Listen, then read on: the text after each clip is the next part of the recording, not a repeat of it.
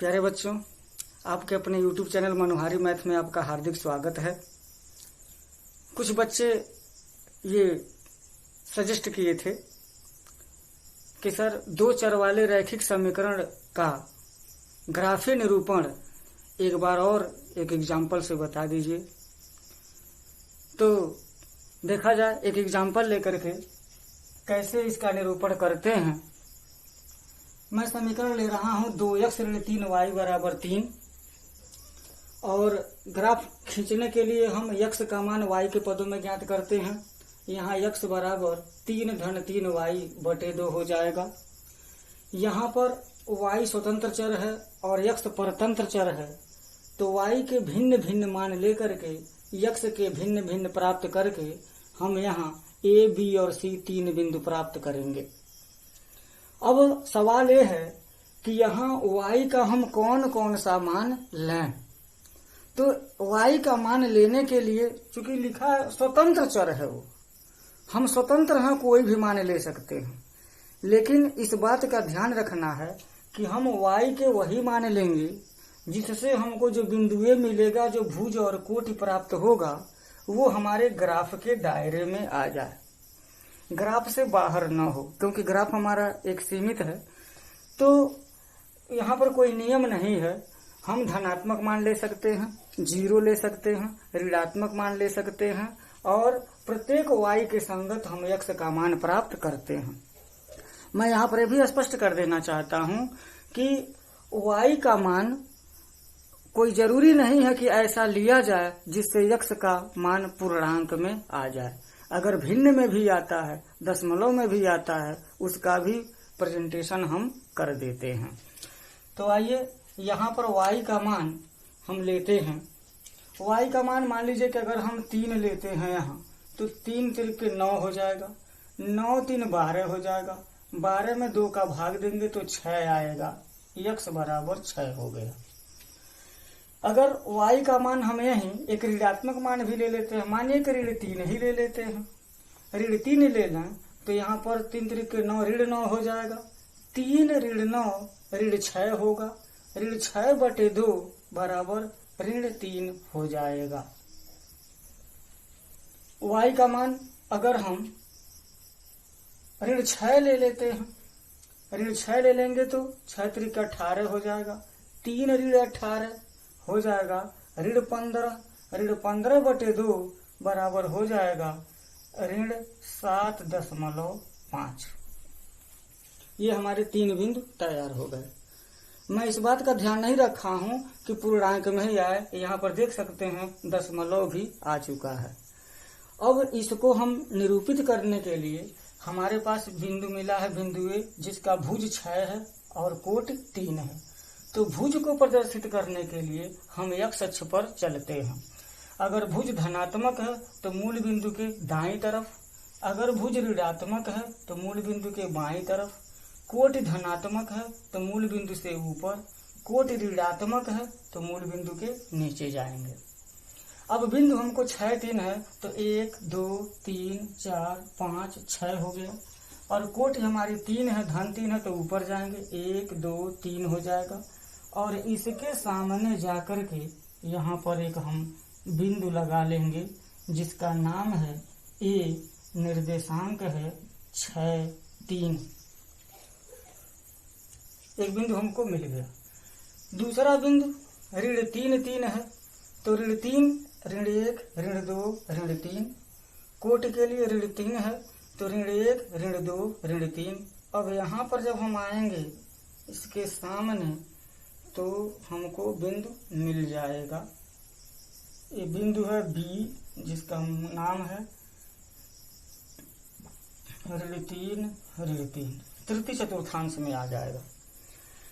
तीसरा बिंदु C ऋण 7.5 ऋण 6, ऋण 1 ऋण 2 ऋण 3 ऋण 4 ऋण 5 ऋण 6 ऋण 7, ऋण 7.5 ऋण 8 है तो यहाँ पर मध्य में आ जाएगा। अब ऋण 6 है, ऋण 1 ऋण 2 ऋण 3 ऋण 4 ऋण 5 ऋण 6 है। अब इसके सामने जब हम आएंगे यहाँ, तो ये बिंदु हमको मिल जाएगा, बिंदु C ऋण 7.5 ऋण 6। यहाँ पर हमने थोड़ा सा अंदाज से खींचा है। जब ग्राफ का पेपर मिलेगा आपको तो उसमें बिल्कुल लाइन बनी रहेगी, थोड़ा सा भी दिक्कत नहीं होगा। अब इन तीनों बिंदुओं को हम इस पटरी की सहायता से इसे मिला देंगे।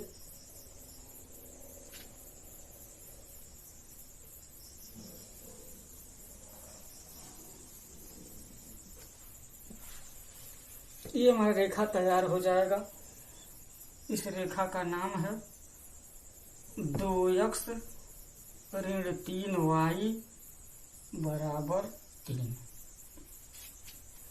ये हो गया, ये निरूपण हो गया। तो सबसे पहले समीकरण को लिख लेंगे। समीकरण लिखने के बाद से x का मान y के पद में निकाल लेंगे और y के भिन्न भिन्न मान भर करके हम x के भिन्न भिन्न मान प्राप्त कर लेंगे। 3 बिंदु हमको मिल जाएंगे, बिंदु A, B और C। उनके भुज और कोट के अनुसार, उनके निर्देशांक के अनुसार हम बिंदु को प्रदर्शित कर देंगे और हमारी रेखा तैयार हो जाएगी। अब कुछ बच्चों ने बोला था कि क्या सर 3 बिंदु लेना बहुत जरूरी है? कोई जरूरी नहीं है। 2 बिंदु से ही हम रेखा खींच सकते हैं। तीसरा बिंदु इसलिए खींचते हैं कि 2 बिंदुओं से तो कहीं पर भी रेखा खींची जा सकती है। बिंदु को संरेख होने के लिए तीसरा बिंदु बहुत जरूरी होता है, इसलिए 3 बिंदु हम लेते हैं। इससे भी आसान तरीका एक ये हो सकता है कि यहाँ बिंदु तो वही, ये x बराबर 3 धन 3y बटे 2 होगा। अगर हम ये 3 ऋण 6 ये बिंदु न लेकर के अगर हम चाहें तो एक और चार्ट बना सकते हैं। 2 ही बिंदु लेकर के अगर हम इसको खींचना चाहें तो खींच सकते हैं, कोई दिक्कत नहीं है। अब देख सकते हैं, अगर मान ले कि यहाँ पर बिंदु P लेता हूँ, बिंदु Q ले लेता हूँ, यहाँ x है और यहाँ y है। हम यहाँ y बराबर अगर हम 0 ले लें, y बराबर 0 ले लें और 0 भर देंगे तो पूरा 0 हो जाएगा। 3 बटे 2 यानी कि 1.5 आ जाएगा। और अगर हम x बराबर 0 ले लेते हैं तो क्या होगा? x बराबर अगर हम 0 ले लेंगे तो 3 धन 3y बराबर 0 हो जाएगा। 3y बराबर ऋण 3 होगा और y बराबर हमारा ऋण 3 बटे, देख सकते हैं यहाँ पर 3 धन 3y बराबर, यहाँ 0 भर देंगे, तिरछा गुणा करेंगे 0 हो जाएगा। 3y बराबर इधर ऋण 3 हो जाएगा और y बराबर ऋण 3 बटे 3 यानी कि y बराबर ऋण 1 आ जाएगा। तो यहाँ हम ऋण 1 लिख सकते हैं। अब ये बिंदु लेकर के अगर हम इसी समीकरण को अगर हम प्रदर्शित करते हैं तो देखते हैं कि क्या यही रेखा आती है या इससे भिन्न कोई रेखा आती है। अभी तुरंत वेरीफाई हो जाएगा। देखिए यहाँ पर बिंदु P है 1.5, x बराबर 1.5 है, तो यहाँ पर यह 1 है, यह 2 है, तो यहाँ पर क्या हो जाएगा 1.5 हो जाएगा। और कोट 0 है तो न ऊपर जाएंगे न नीचे जाएंगे, यहाँ पर हमको बिंदु P मिल जाता है। बिंदु 0 ऋण 1, भुज बराबर 0 है तो 0 है तो हम यहीं रहेंगे, न आगे जाएंगे न पीछे जाएंगे, यहीं रहेंगे। और कोट ऋण 1 है तो ऋण 1 पर जाएंगे। आप देख पा रहे हैं कि जो हमको बिंदु मिला है बिंदु Q, जिसका निर्देशांक 0 ऋण Q है, यहाँ पर आ रहा है। और बिंदु P ये है, बिंदु Q ये है। अगर इन दोनों को हम एक सरल रेखा से मिलाते हैं तो हम देख रहे हैं कि उसी रेखा पर जा रही है जहां पर हम 3 बिंदु लेकर के रेखा को प्राप्त किए थे। इसका अर्थ ये हुआ कि रेखा का जो प्लॉटिंग है वो हमारे लिए गए बिंदुओं पर निर्भर नहीं करता है। ये समीकरण वही है, गुणांक वही है, और सही से हल करके सही से बिंदु प्राप्त करके अगर हम उसको खींचे हैं तो चाहे जितनी बार जितने बिंदु लेकर के अगर हम बिंदु प्राप्त करके रेखा को खींचेंगे तो बिल्कुल सेम रेखा आएगी। मैं आशा करता हूं कि आपका जो कंफ्यूजन था वो दूर हो गया होगा। इसी तरीके से एक और एग्जाम्पल लेते हैं, देखते हैं। उसमें कैसा है, एक दूसरा समीकरण लेकर के इसको हल करते हैं।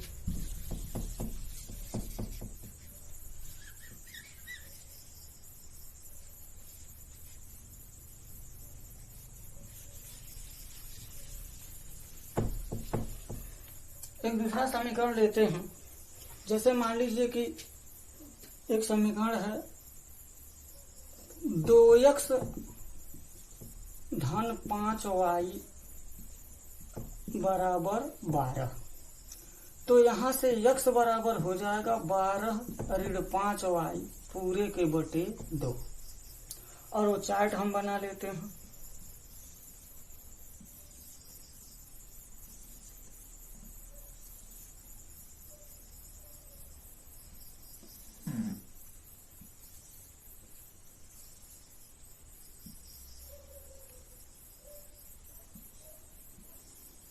इसमें भी 3 बिंदु ले लेते हैं और 2 बिंदु लेकर के देख लेंगे। बिंदु ए, बी और सी, एक्स और वाई। यहाँ पर वाई का मान हम अपने मन से लेंगे। अगर मान लीजिए कि वाई का मान हम 1 ले लिए तो ये हो जाएगा 12 ऋण 5, 7 हो जाएगा। 7 बटे 2 का मतलब हो जाएगा 3.5, 3.5। अगर वाई का मान हम 4 भर लेते हैं तो 5 चौके 20 हो जाएगा। 12 में से 20 घटेगा तो ऋण 8 आएगा। ऋण 8 में 2 का भाग देंगे तो ऋण 4 आएगा। यहाँ पर 4 लिख देते हैं, यक्स का मान 4 आ जाएगा। फिर वाई का मान एक ऋणात्मक भी ले लेते हैं, ऋण 2 ले लीजिए। ऋण 2 ले लेंगे तो यह हो जाएगा ऋण 10। ये धन 10 हो जाएगा क्योंकि y का मान ऋण है, ऋण 5 है। गुणा करेंगे तो धन 10 हो जाएगा। धन 10 और 12 हो जाएगा कितना, 22 हो जाएगा। 22 में 2 का भाग देंगे तो आ जाएगा 11। अब हमको 3 बिंदु प्राप्त हो गए। अब इन तीनों बिंदुओं को हम प्रदर्शित करेंगे तो क्या होगा, 3.5, 1, 2, 3 और ये 4 है। 3 और 4 के बीच में 3.5 है और y बराबर 1 है, धनात्मक है तो ऊपर चले जाएंगे। यहाँ वो बिंदु हमको मिल जाएगा। बिंदु ए 3.51। दूसरा बिंदु ऋण 4, 4। ऋण 4 है तो इधर होगा 1, 2, 3, 4 और 1, 2, 3, 4। यहाँ पर वह बिंदु आएगा, इस जगह पर बिंदु आ जाएगा।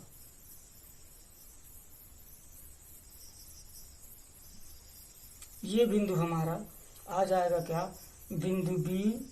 यहाँ लिख देता हूं, बिंदु बी 4 ऋण 4, 4।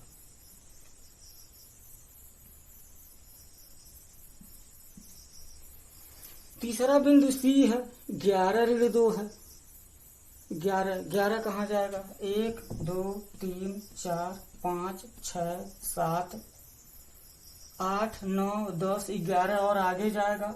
और वो ऋण 2 है तो ऋण 2 का मतलब वह नीचे जाएगा। ऋण 1, ऋण 2 इसके सामने आएगा, थोड़ा सा और आगे जाएगा। हम देख पा रहे हैं कि अंदाजा लगाएं, थोड़ा सा कम हो गया है।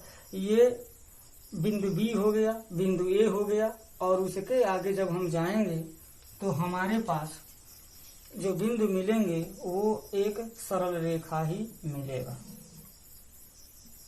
इसको खींच देंगे, ये हमारा रेखा तैयार होगा। रेखा क्या है, 2x धन 5y बराबर 12 से निरूपित है।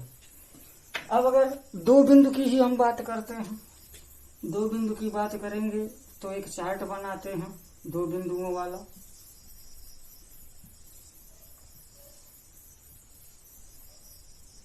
ये बिंदु P है, बिंदु Q है, x है, y है।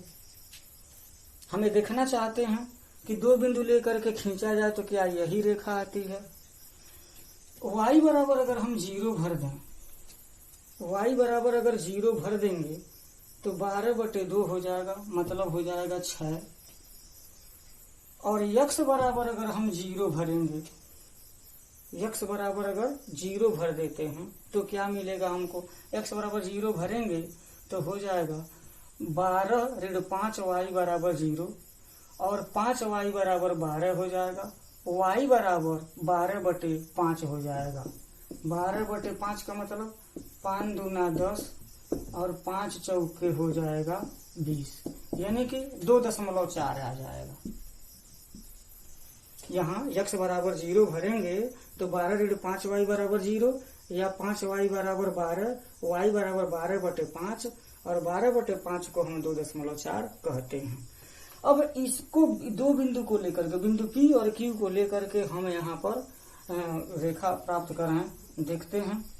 बिंदु P है 6 0, तो 6 0 क्या होगा, 1 2 3 4 5 और इधर 6, मतलब ये यहाँ आ जाएगा।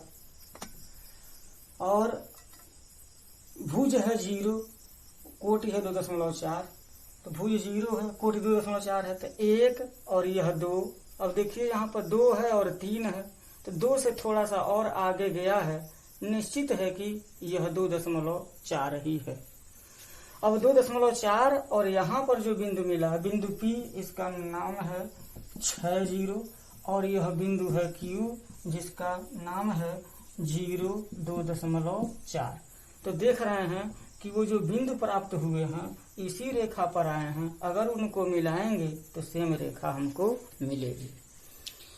तो प्यारे विद्यार्थियों, दो चरों वाले रैखिक समीकरण को निरूपित करने के लिए हम y के भिन्न भिन्न मान लेकर के चाहे 3 बिंदु प्राप्त करें चाहे 2 बिंदु प्राप्त करें, हमको रेखा वही मिलती है।